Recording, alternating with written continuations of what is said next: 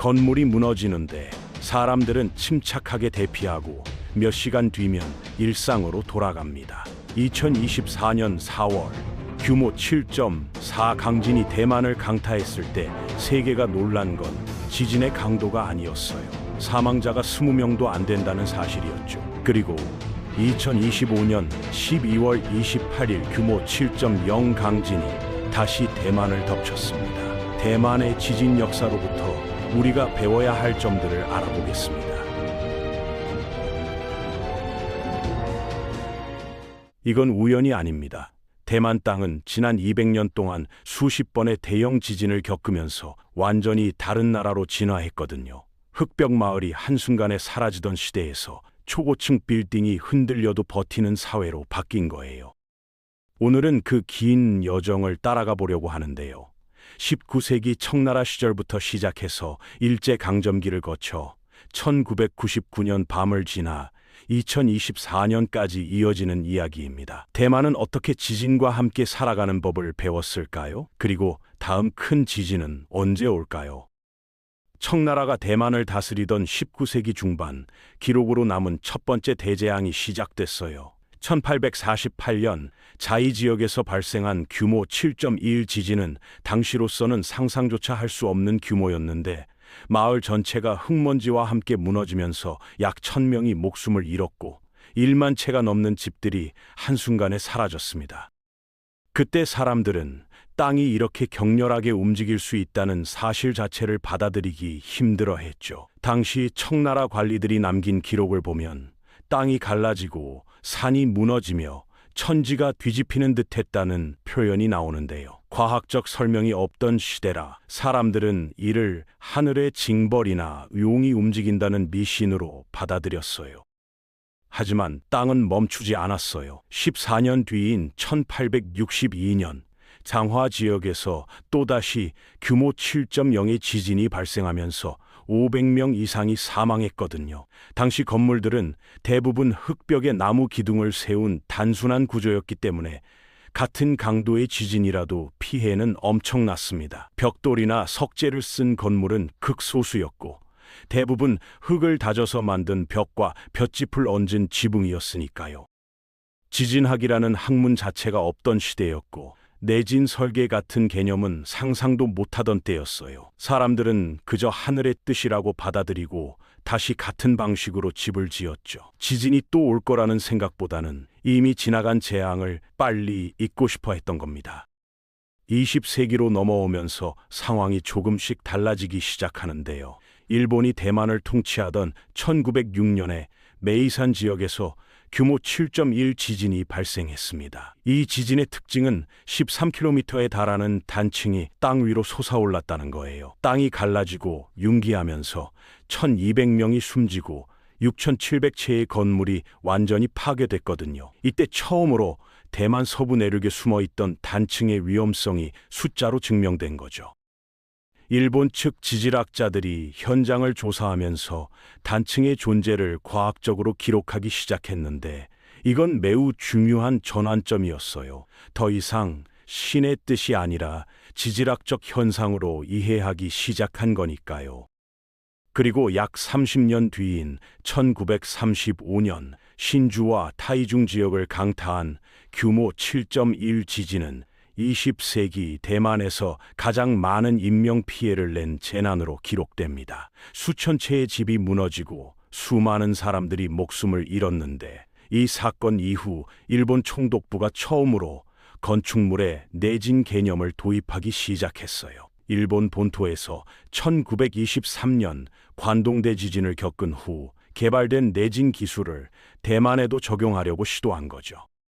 하지만 여전히 본격적인 대비라기보다는 지진이 일어날 때마다 지도를 다시 그리고 도로와 철도를 재건하는 수준이었습니다. 주요 관공서나 은행물 정도만 내진 설계를 적용했고 일반 주택은 여전히 전통적인 방식으로 지어졌거든요. 지진 한 번에 행정구역 자체가 바뀌는 일이 흔했으니까요. 그 사이에도 크고 작은 지진들은 계속됐어요.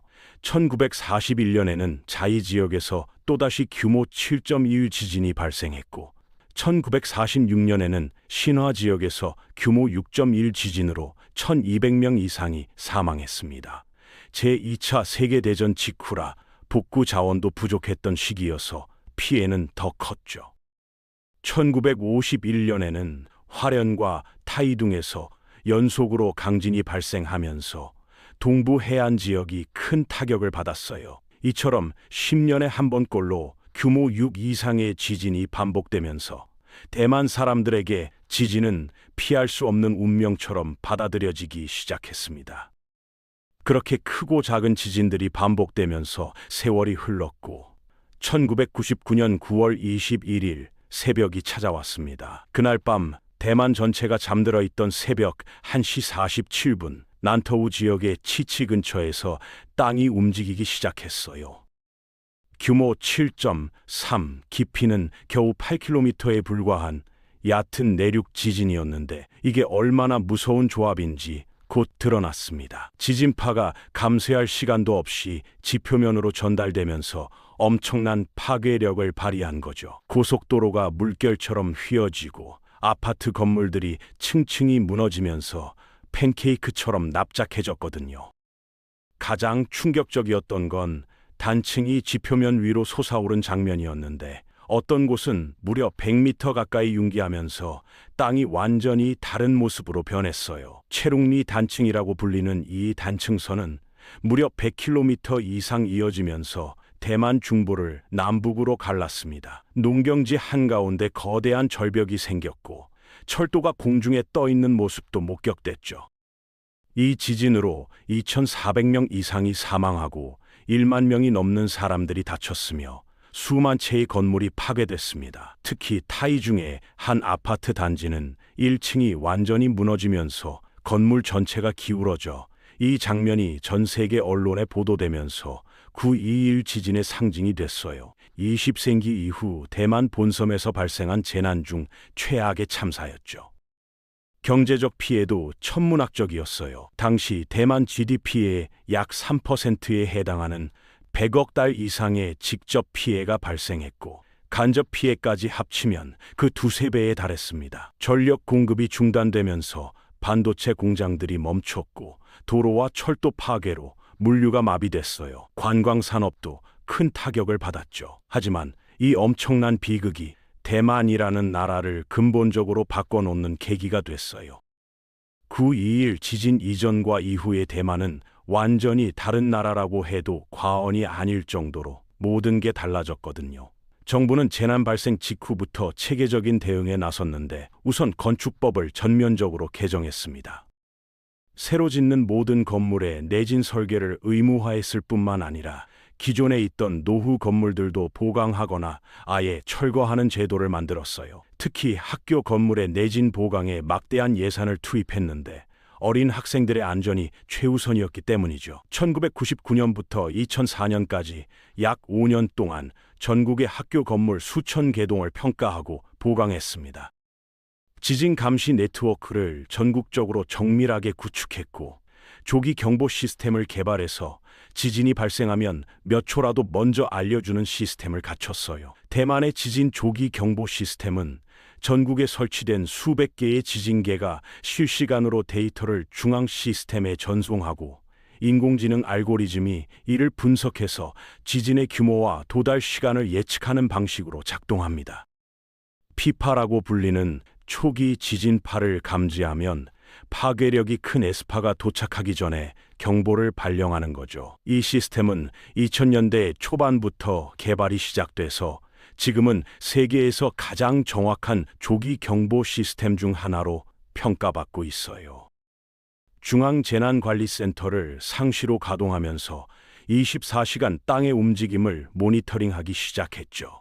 이 센터에는 지진학자, 구조 전문가, 기상학자, 통신 전문가들이 교대로 근무하면서 언제든 재난에 대응할 수 있는 체계를 갖췄습니다.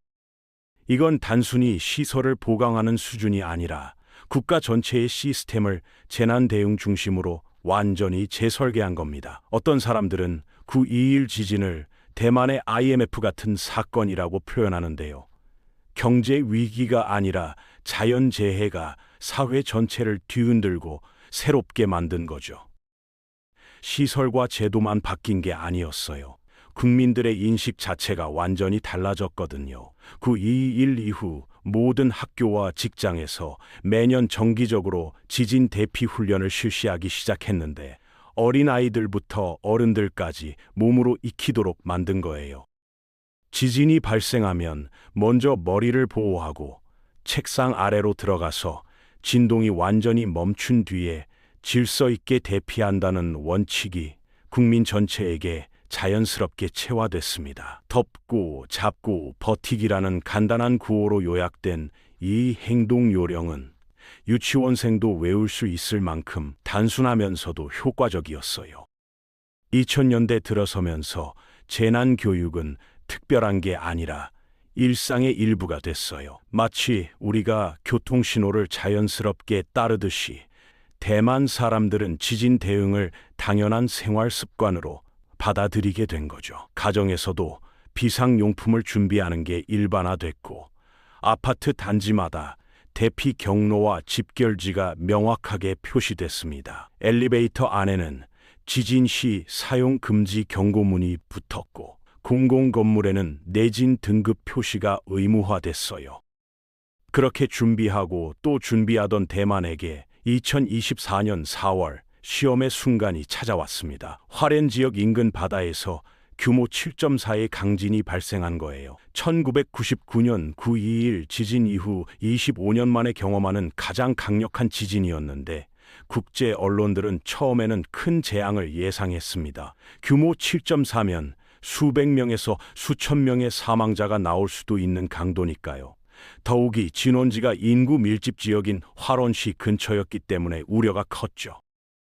그런데 시간이 지나면서 놀라운 사실이 드러났어요. 건물들이 심하게 흔들리고 일부는 기울어지긴 했지만 완전히 붕괴된 건물은 극소수였고 사망자는 20명도 되지 않았던 겁니다. CNN과 BBC 같은 외신들은 같은 강도의 지진이 다른 나라에서 발생했다면 피해 규모가 수십 배는 더 컸을 것이라고 보도했죠.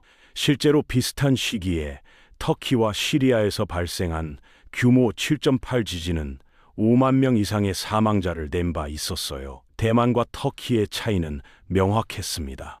건축 기준과 시민 대비 수준이 완전히 달랐던 거죠.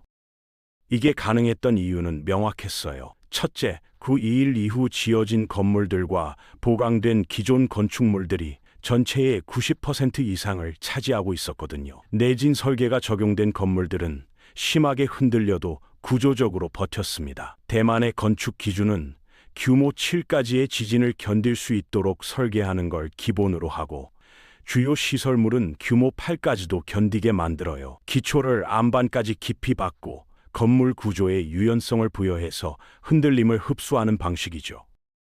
둘째, 조기 경보 시스템이 제 역할을 완벽하게 해냈어요. 지진파가 도달하기 약 10초에서 20초 전에 스마트폰과 방송, 공공 알림 시스템을 통해 경보가 울렸고 사람들은 그 짧은 시간 동안 안전한 곳으로 이동할 수 있었습니다. 10초가 별거 아닌 것 같지만 엘리베이터에서 내리고 건물 밖으로 나가거나 튼튼한 구조물 아래로 몸을 숨기기엔 충분한 시간이거든요. 수술 중이던 의사들은 환자를 안전하게 고정할 수 있었고 지하철 기관사들은 열차를 감속시켜 탈선을 막을 수 있었어요. 공장에서는 위험한 기계들을 긴급 정지시킬 수 있었죠. 셋째, 그동안 반복해온 훈련 덕분에 시민들이 패닉에 빠지지 않고 침착하게 대응했어요. 엘리베이터를 타려고 하지 않았고 정해진 대피소로 질서 있게 이동했으며 불필요한 이동을 자제하면서 구조 활동이 원활하게 진행될 수 있도록 협조했습니다. 소셜미디어에 올라온 영상들을 보면 사람들이 놀랍도록 침착하게 대응하는 모습을 볼 수 있어요. 급하게 뛰어나가거나 비명을 지르는 대신 안전한 장소로 조용히 이동하고 서로를 챙기는 모습이었죠. 해외 재난 전문가들은 이번 사례를 대만 방제의 완벽한 승리라고 평가했어요.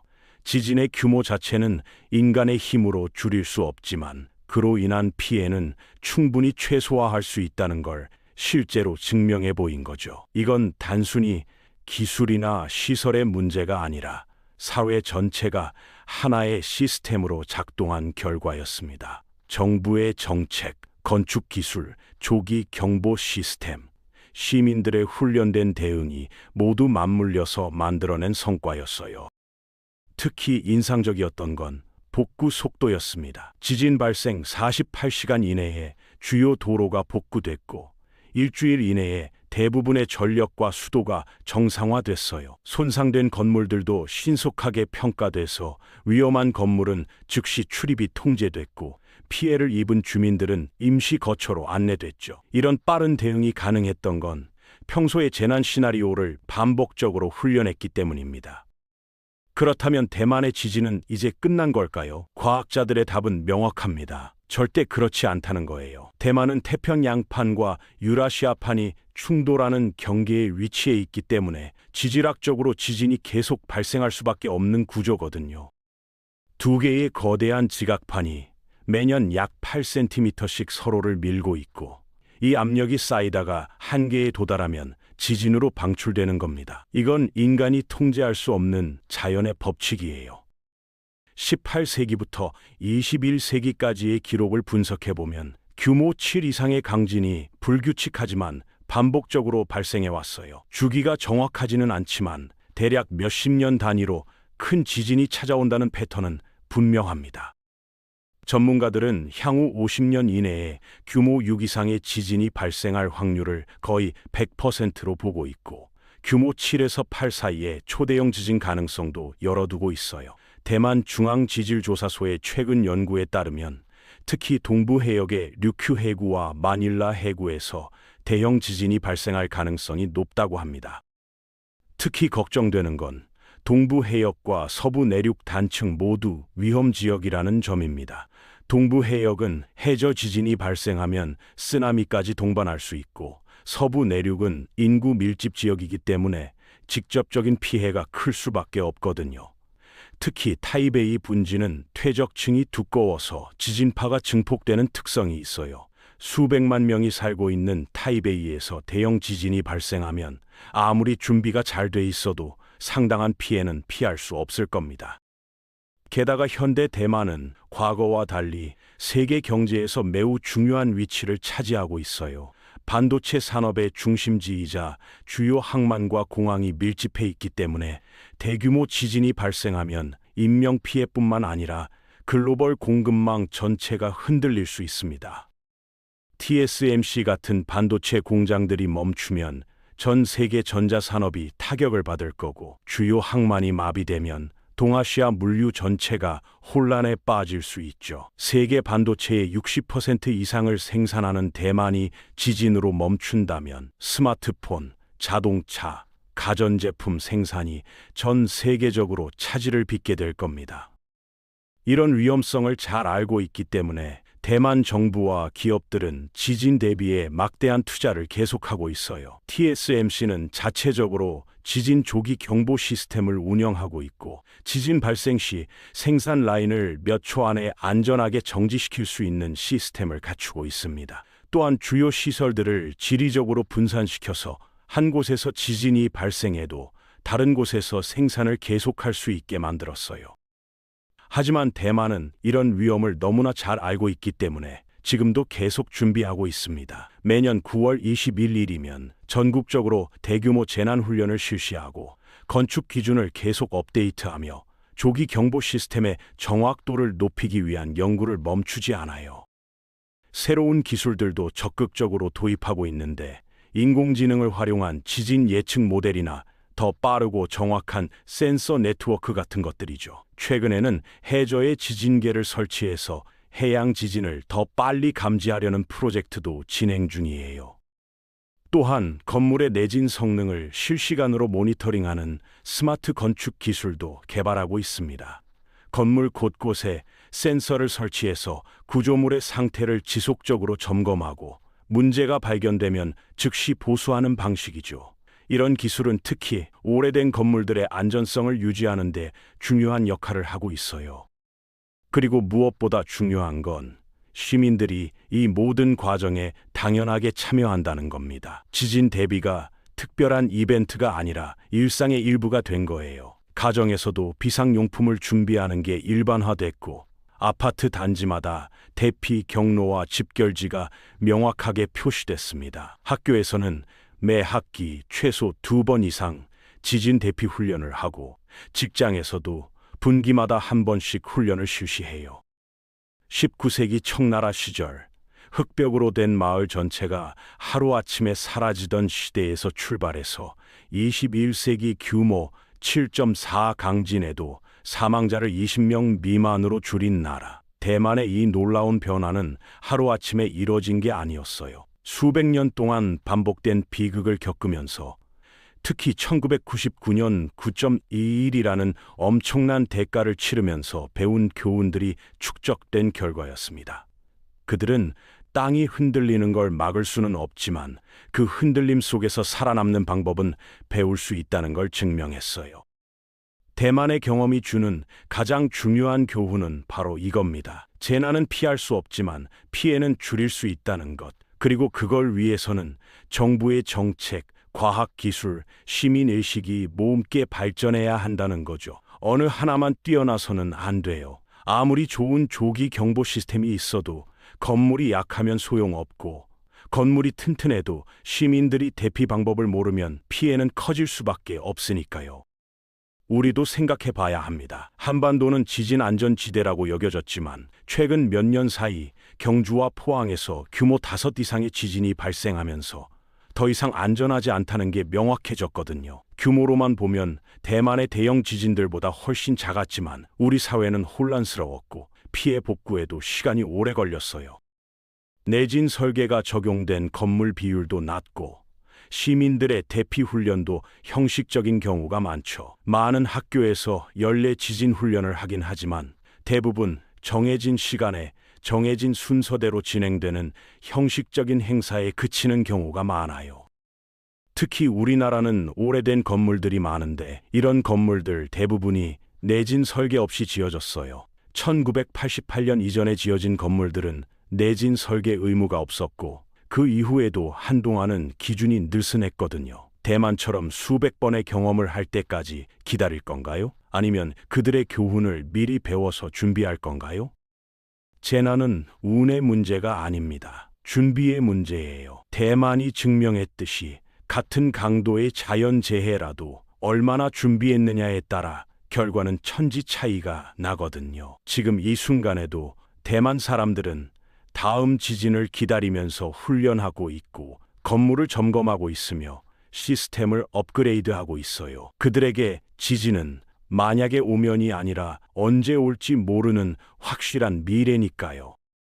우리도 이제는 진지하게 준비해야 할 때입니다. 대만의 200년 역사가 우리에게 말하고 있어요. 재난을 겪고 나서 후회하는 것보다 미리 준비해서 피해를 최소화하는 게 훨씬 현명하다고요. 그들이 수많은 희생을 치르며온 교훈을 우리는 그들의 경험을 통해 배울 수 있습니다. 지금부터라도 시작해야 하지 않을까요?